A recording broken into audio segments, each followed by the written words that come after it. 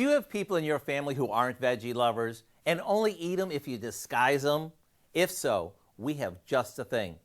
It's a super moist quick bread that goes together like this.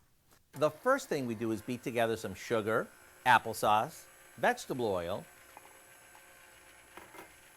a couple of eggs, and a splash of vanilla. Once this is mixed together, we add our dry ingredients. You know, flour, baking soda and powder, cinnamon, and salt. Now for the part where we get a little sneaky, we stir in some shredded zucchini and dried cranberries.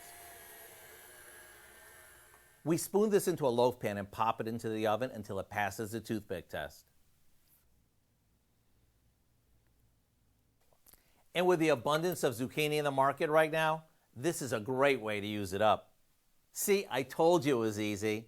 Once it cools slightly, it's ready to cut and enjoy as is, or you can slather on some cream cheese to make it even more irresistible. So here's what I suggest. Head over to our website and type in Super-Moist Zucchini Bread so you can have the recipe lickety-split. I'm Howard with Kelly in the Mr. Food Test Kitchen, where today we found a veggie-packed way for you to say, ooh, it's so good. Very moist.